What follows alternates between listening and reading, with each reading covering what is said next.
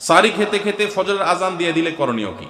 সাহরি খেতে খেতে যদি ফজরের আজান দিয়ে দেয় এবং ওয়াক্ত হয়ে গেছে, ওয়াক্ত মতোই আজান দেওয়া হয়েছে, আজান দেওয়া হয়েছে তার মানে ওয়াক্ত হয়ে গেছে, তখন আপনি খাচ্ছেন, তাহলে সেই রোজা আপনাকে আবার রাখতে হবে, এই রোজা হয় নাই। কারণ সাহরি খেতে হবে ফজরের ওয়াক্ত হওয়ার আগে আগে। ফজরের ওয়াক্ত শুরু হয়ে গেছে, তখনও আপনি খাওয়াতেই আছেন এবং গিলেছেন, তাহলে আপনার রোজা হবে না। যদি এমন হয় যে ওয়াক্ত হচ্ছে তার আগ মুহূর্তে খেয়েছেন, এখন মুখে খাবার আছে, খান নাই, নিয়েছেন খাওয়ার জন্য, বাকি ওয়াক্ত হয়েছে বা আজান হয়েছে দেখে আপনি ফেলে দিয়েছেন, তাহলে রোজা হতে পারে।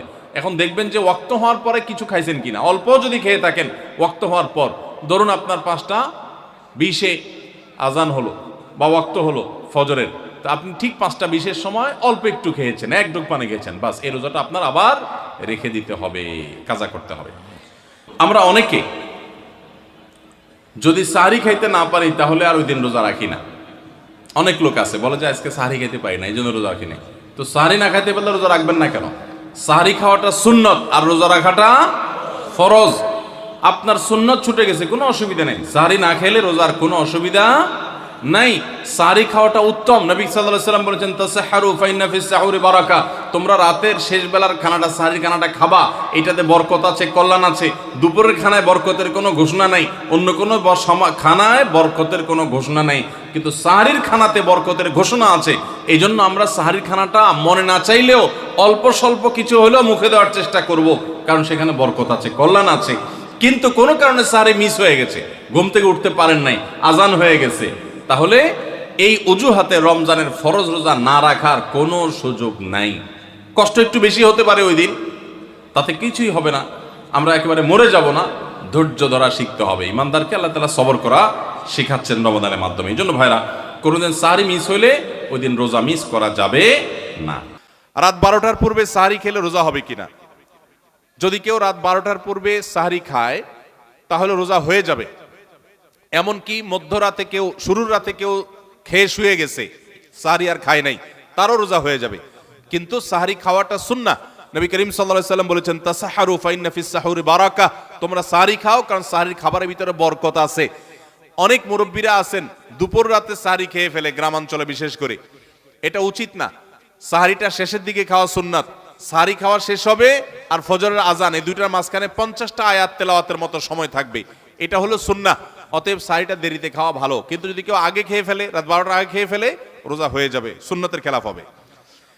ভোর রাতে আমরা যখন সাহরি খাইতে উঠি, সাহরি খাওয়ার পর আমাদের মুখে রোজার নিয়ত করা লাগে। এটা আমরা অনেকে এখনো মনে করি, নাওয়াইতু আন আসুমা গাদান, এরপরে কি মিন শাহরি রমাদান। দেখছেন সবার কড়া কড়া মুখস্থ, মাশাআল্লাহ। হ্যাঁ, মাসনুন দোয়ার কথা যদি জিজ্ঞাসা করি তাহলে অনেকেই বলতে পারবেন না, কিন্তু যে দোয়ার কোনো ভিত্তি কোরআন হাদিসে কোথাও নাই, ওইটা সবার মুখস্থ। নকলটা সবার মুখস্থ, আসলটার খবর নাই। রমজান মাসে বা রমজানের বাইরে কোনো সময় রোজার নিয়ত মুখে উচ্চারণ করা, এই যে নাওয়াইতু আন আসুমা গাদান মিন শাহরি রমাদান, আরো কি কি আছে, এরকম কোন দোয়া পড়ার কথা কোরআন কিংবা হাদিসে কোনো নির্দেশ আমাদেরকে দেওয়া হয় নাই। আপনি সাহরি খাইতে উঠছেন কি জন্য? রোজা রাখার জন্য। রমজান রোজা রাখার উদ্দেশ্যে সাহরি খাইতে উঠছেন, বাস এটাই নিয়ত। নিয়ত মানে মনের উদ্দেশ্য, নিয়ত মানে কি? মনের উদ্দেশ্য। অতএব সে উদ্দেশ্য আছে, তাতে নিয়ত হয়ে গেছে। মুখের নিয়ত করাটাকে যারা জরুরি বা আবশ্যক মনে করেন তারা অবশ্যই ভুলের মধ্যে আছেন, এবং এটাকে জরুরি আবশ্যক বানানোর কারণে বেদাত হতে পারে, বরং গুনাহ হতে পারে। রমাদান কেন্দ্রিক একটা ছোট ভুল বলা যেতে পারে যে এই মুখে নাওয়াইতু আন আসুমা দোয়া পড়াটাকে আমরা জরুরি মনে করি। অনেক ক্যালেন্ডার ইত্যাদি দেখবেন এরকম, রমজানের ক্যালেন্ডার, ইফতার সাহরির ক্যালেন্ডার, ওখানে দেখবেন এরকম দোয়া দেওয়া আছে। এই দোয়ার কোনো ভিত্তি কোরআন অথবা হাদিসে নাই। নকল জিনিস বোঝার একটা সহজ পদ্ধতি বলি, এই যে দোয়া আছে নাওয়াইতু আন আসুমা গাদান, এই দোয়ার শেষে হাদিসের কিতাবের নাম, বইয়ের নাম, হাদিস নম্বর, কোনো রেফারেন্স দেখবেন না। বুঝতে পেরেছেন? এটা হলো মেড ইন জিনজিরা জিনিস, আইটেম যেরকম দেখেন না, ওই রকম। আমরা বেশিরভাগ মানুষ, শতকরা হয়তো 90%-এরও বেশি মানুষ, আমরা যারা রোজা রাখি, আমরা শুধুমাত্র পেটের রোজা করি। রোজাটা শুধু পেটের না ভাই, রোজাটা পুরো বডির, রোজাটা পুরো শরীরের, মাথা থেকে পা পর্যন্ত শরীরের প্রত্যেকটা অঙ্গের রোজা আছে। আমরা শুধু পান বা আহার থেকে, যৌনাচার থেকে বিরত থাকাটাকে রোজা মনে করি।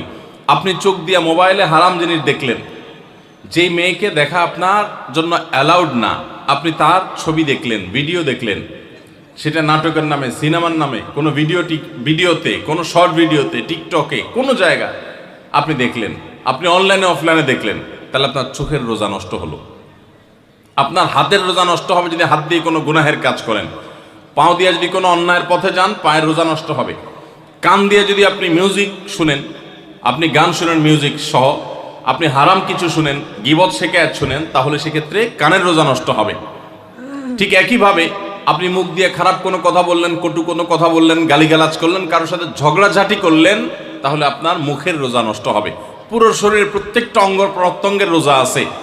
আমাদের রোজার দুইটা দিক, একটা হলো রোজার বডি, একটা হলো রোজার স্ট্রাকচার, আর একটা রোজার ফিনিশিং। স্ট্রাকচারটা দাঁড়াবে আপনি সবে সাদেক থেকে নিয়ে, সাহারি থেকে নিয়ে ইফতারি পর্যন্ত আপনি কিছু পান করলেন না, আহার করলেন না, এবং যৌনাচার থেকে বিরত থাকলেন, বৈধ সেটা থেকেও বিরত থাকলেন, তাহলে আপনার রোজার স্ট্রাকচারটা দাঁড়িয়ে গেল।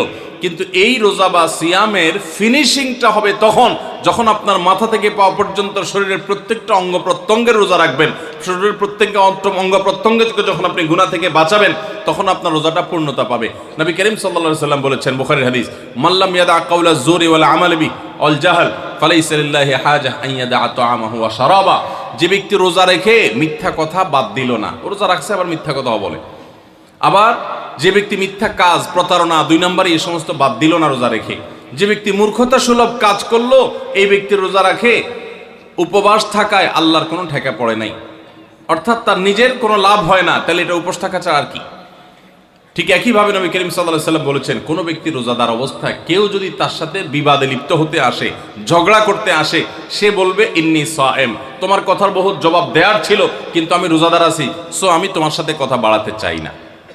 ভাইরা আমার, আমাদের রোজার সবচেয়ে বড় ভুল যদি আপনি আমাকে জিজ্ঞেস করেন, তো আমি বলবো সবচেয়ে বড় ভুল হলো যে আমরা রোজা রেখে নানান পাপাচারে লিপ্ত হই, নানান গুনাহে লিপ্ত হই। আমরা রোজা শুধু পেটের রাখি, আমরা আমাদের শরীরের অন্যান্য অঙ্গ প্রত্যঙ্গের রোজা রাখতে পারি না।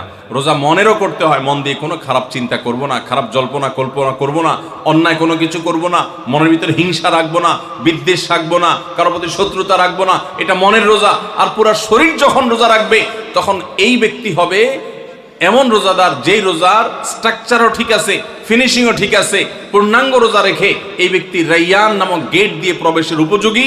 এই ব্যক্তি স্বয়ং আল্লাহর কাছ থেকে কিয়ামতের ময়দানে সেই মহাপুরস্কারের উপযুক্ত। এই ব্যক্তি সিয়ামের মাধ্যমে কোরআন এবং হাদিসে যত পুরস্কারের কথা বলা আছে সবগুলোর উপযুক্ত হতে পারবে। যে ব্যক্তির রোজা তাকে শুধু পেটের চাহিদা থেকে তাকে দূরে রাখে না, বরং শরীরের সমস্ত অঙ্গ প্রত্যঙ্গ দ্বারায় সমস্ত পাপাচার থেকে বিরত থাকার সংগ্রাম করে, নিয়ত করে, চেষ্টা করে এবং সেটা বাস্তবায়ন করে। আল্লাহ আমাদের সবাইকে তৌফিক দান করুন। সারি ও ইফতারে কোনো দোয়া আছে কিনা? সারি এবং ইফতারের দোয়া আছে, বিশেষ করে ইফতারের দোয়া আছে, সারির জন্য আলাদা কোনো দোয়া নেই। ইফতারের দোয়া হলো বিসমিল্লাহ বলে ইফতার শুরু করবেন, আর ইফতার করার পরে দোয়া করবেন, যাহাবাজ জামা ওয়াবতাল্লাতিল উরুক ওয়া সাবাতাল আজরু ইনশাআল্লাহ। যাহাবাজ জামা ওয়াবতাল্লাতিল উরুক ওয়া সাবাতাল আজরু ইনশাআল্লাহ। আল্লাহুম্মা লাকা সুমতু আল রিজকিকা আফতারতু, এটাও হাদিসে আছে। কিন্তু এই যাহাবাজ জামা ওয়াবতাল্লাতিল উরুক ওয়া সাবাতাল আজরু ইনশাআল্লাহ যেটা বলেছি, এইটা বেশি অনেক হাদিসগুলোতে আছে এবং সনদের দিক থেকে অনেক বেশি স্ট্রং, অনেক বেশি প্রসিদ্ধ এবং অর্থটাও বেশ চমৎকার। যাহাবাজ জমা মানে হলো আমার ক্লান্তি দূর হলো, ওয়াবতাল্লাতিল উরুক মানে শিরাগুলো সব আর্দ্র হলো, যে পানি পান করেছি, ইফতার করেছি, এবং ওয়াসাবাতাল আজরু ইনশাআল্লাহ, আল্লাহর কাছে বিনিময় দাঁড়িয়ে গেছে ইনশাআল্লাহ। এটা ইফতার করার পরে বা কিছুটা খেয়ে তারপরে এটা পড়া সুন্নাত। যাহাবাজ জমা ওয়াবতাল্লাতিল উরুক ওয়াসাবাতাল আজরু ইনশাআল্লাহ। আর ইফতারির একবারে শেষের দিকে আপনার ইফতারের শেষের দিকে বা ইফতার শেষ করে তারপর এটা পড়বা। সাহারির জন্য আলাদা কোনো দোয়া আছে বলে আমার জানা নাই, তবে ওইটা দোয়া কবুলের সময় সাধারণ যে কোনো দোয়া আল্লাহর কাছে করবো।